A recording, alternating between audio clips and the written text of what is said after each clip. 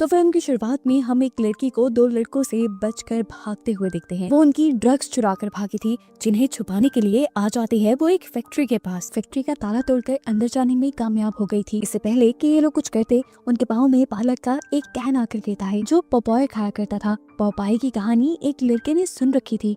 अपने आप को कूल दिखाने के लिए उसने पॉपॉय को बोला, अगर तुम अपनी भलाई चाहते हो तो यहाँ से चले जाओ। उसकी बात से पॉपॉय को गुस्सा आ गया। उसने अपना मोटा बड़ा सा हाथ बढ़ाकर उस लड़के को अंधेरे में खींचा और पूरी तरह से चीर फाड़ कर उसकी बॉडी के सारे ऑर्गन्स बाहर निकाल कर फेंक दिए। अपनी जान बचाने के लिए दूसरे लड़के ने लड़की के गले पे चाकू रखकर पॉपॉय को ब्लैकमेल करना चाहा, लेकिन इस लड़के की ये हरकत उसी के ऊपर भारी पड़ गई। पॉपॉय ने लड़की को बचाने के लिए हल्का सा उसका हाथ झटका ही कि उसका हाथ टूट गया। उसके बाद पॉपॉय ने अपने दोनों हाथों के दरमियान में उसका मुंह रखकर उसके पूरे मुंह को जैसे निचोड़ दिया और वो लड़का वहीं मर गया। पॉपॉय ने उस लड़के की काफी मदद की थी, लेकिन लड़की डरकर पॉपॉय से कहती है, तुम तो एक मॉन्स्टर निकले। ये सुनकर पॉपॉय को गुस्सा आ जाता है। इसी गुस्से में उसने लड़की को भी मार डाला और यहाँ पे हमें मूवी का टाइटल दिखाया गया, पॉपॉय द स्लेयर। फिर हम डेक्स्टर नाम के एक लड़के को देखते हैं जिसे पॉपॉय के ऊपर एक डॉक्यूमेंट्री बनानी है उसी फैक्ट्री में जाकर। इस फैक्ट्री को हम पहले भी देख चुके हैं। इस सब में उसकी साथी थी ओलिविया और ये दोनों उस फैक्ट्री में अपने 3 और दोस्तों के साथ जाने वाले थे। फैक्ट्री के अंदर हम फैक्ट्री के मालिक लेक्स को देखते हैं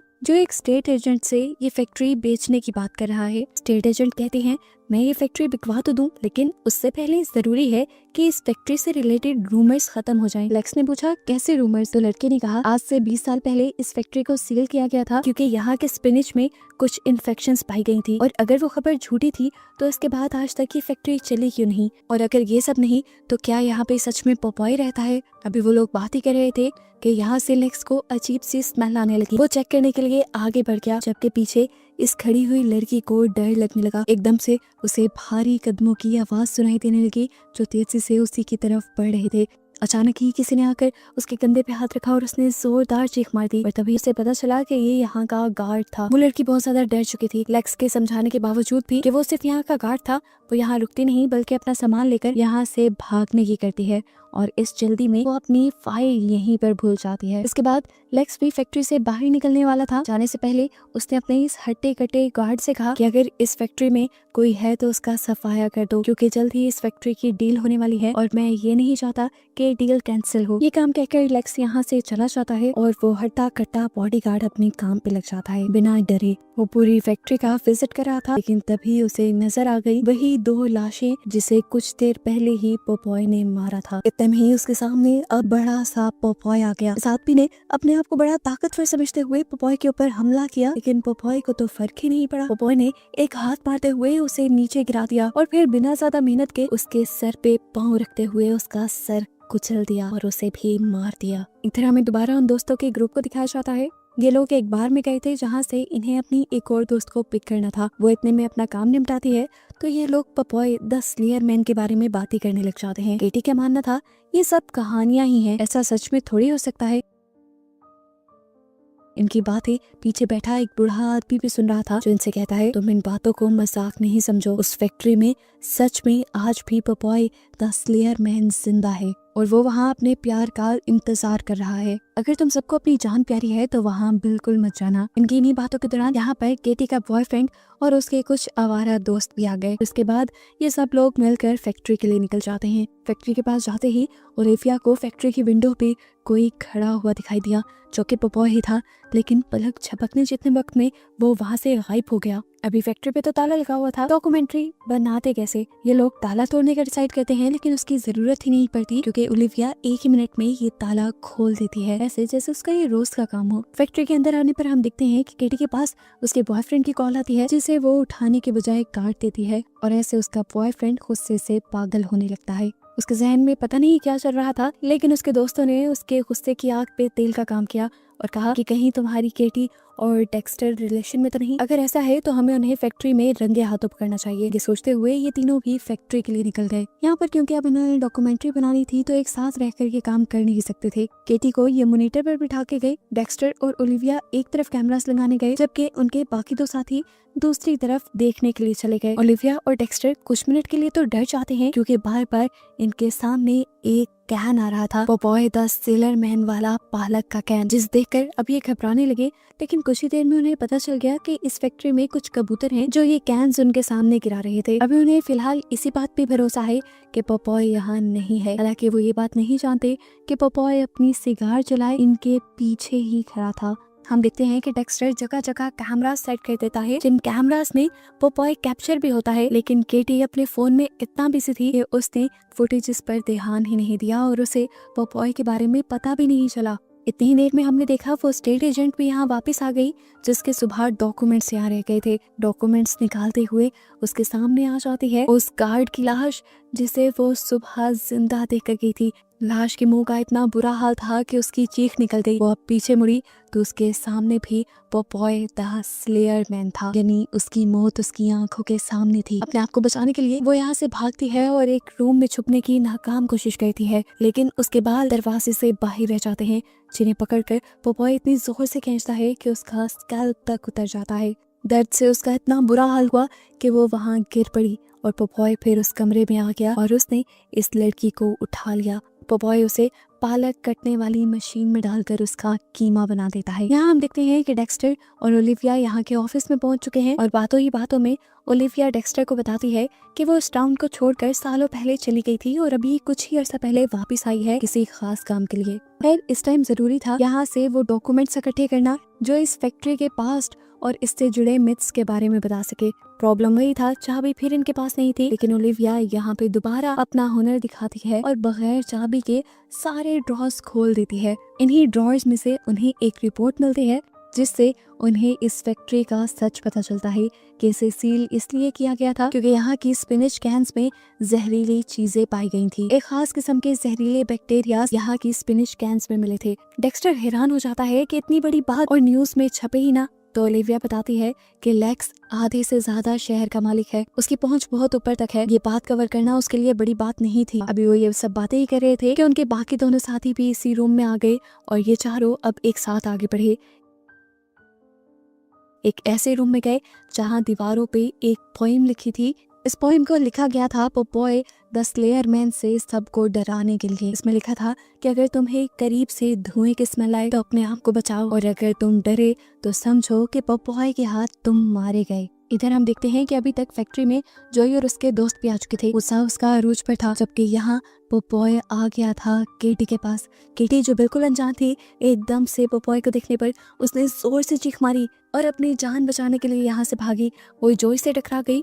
इससे पहले कि वो जॉय यानी अपने बॉयफ्रेंड को कुछ भी बताती, गुस्से में जॉय उसकी कोई बात नहीं सुनता और उसका फोन पकड़कर ही तोड़ देता है। पोपॉय अब इनके पीछे भी आ जाता है। पोपॉय को देखकर इन तीनों में से एक लड़का शोखा बन के जल्दी से पोपॉय के सामने आता है और अपना चाकू उसके कंधे में स्टैब कर देता है। लेकिन इतने छोटे मोटे हमलों से पोपॉय का कुछ होने वाला नहीं था। जिस लड़के ने किया था, पोपॉय उसकी पकड़कर आंखें ही बाहर निकाल देता है। कि देखकर जब दूसरा लड़का सामने आया अपनी गन लिए तो पोपॉय ने हल्का सा झटका देकर उसका हाथ ही तोड़ दिया।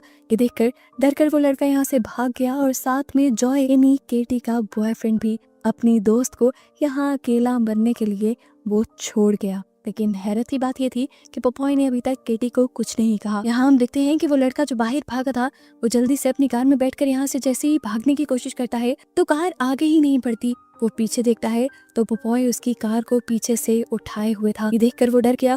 कार से बाहर निकलकर वो भागा तो पोपॉय भी उसके पीछे भागा और एक एंकर मारते हुए उसे पकड़ लिया। इस एंकर की वजह से उसकी मौत हो गई थी, लेकिन पोपॉय ने उसे ऐसे छोड़ा नहीं। उसकी मौत को वो भयानक बनाना चाहता था।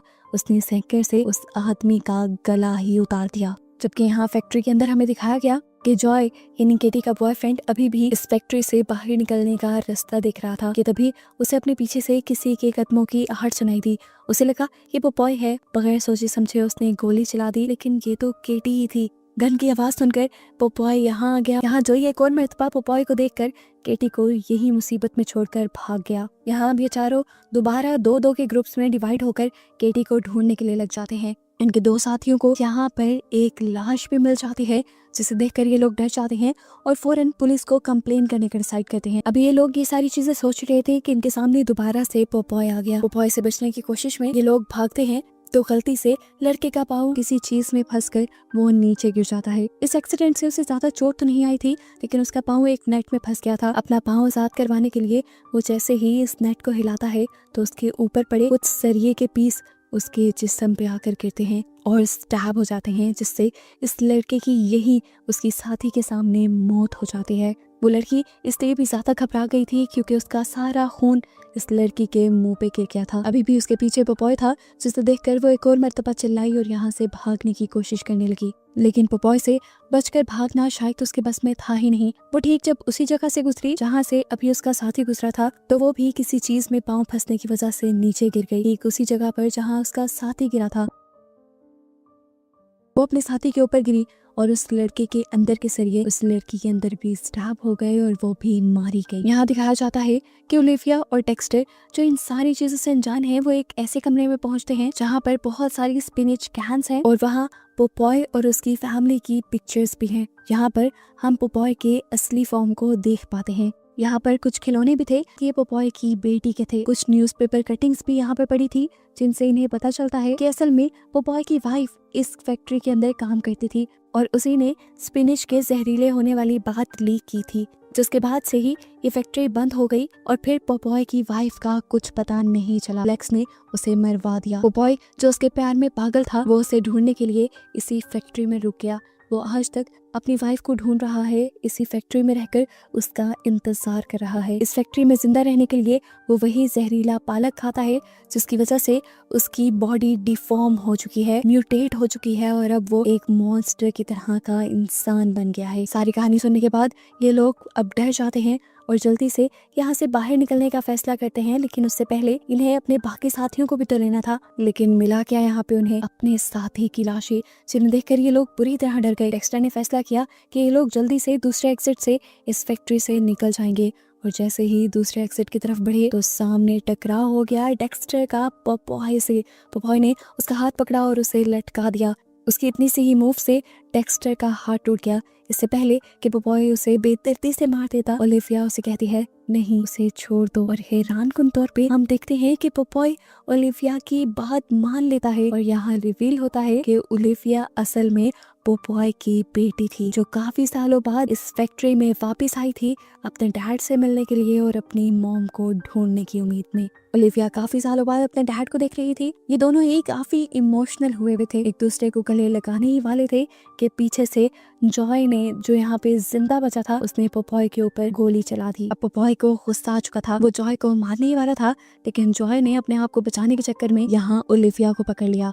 लेकिन यही मूव उसकी सबसे ज्यादा गलत। उसने पोपॉय की बेटी को पकड़ा था गुस्सा बढ़ाने के लिए, बस ये काफी ही था। जिस हाथ से उसने पोपॉय की बेटी को पकड़ा था, पोपॉय उसका वही हाथ खींचकर तोड़कर अलग कर देता है और फिर उसके इसी हाथ से उसे सजा देता है, उसे मार मार कर खत्म कर देता है। जब तक पोपॉय ये सब कर रहा था, ओलिविया डेक्स्टर को लेकर यहाँ से बाहर निकल आती है। बाहर जाते ही इन्हें जख्मी केटी भी मिल गई, जिससे गोली लगी हुई थी। अब तक यहाँ पर पुलिस भी आ चुकी थी, जिसे केटी ने ही बुलाया था। पुलिस वाले जब इनका बयान लेने लगे तो ओलिविया ने पोपॉय के बारे में नहीं बताया, बल्कि यहाँ झूठ बोल दिया कि किसी पागल आदमी ने ये सब किया है। पुलिस जब उस आदमी के बारे में पूछती है तो ओलिविया एक और झूठ बोल देती है कि वो आदमी वहाँ से भाग गया, जबकि हमें दिखाया जाता है कि पोपॉय अभी भी विंडो से उन्हें देख रहा था और वो जानता था कि ओलिविया दोबारा उससे मिलने जरूर आएगी, क्योंकि लेक्स की फैक्ट्री में एक और मर्तबा इतना बड़ा हादसा हो गया था तो बहुत सारी बातें बनने लगी। डील भी उसकी कैंसिल होने वाली थी। इसी टेंशन में वो अपनी फैक्ट्री में आया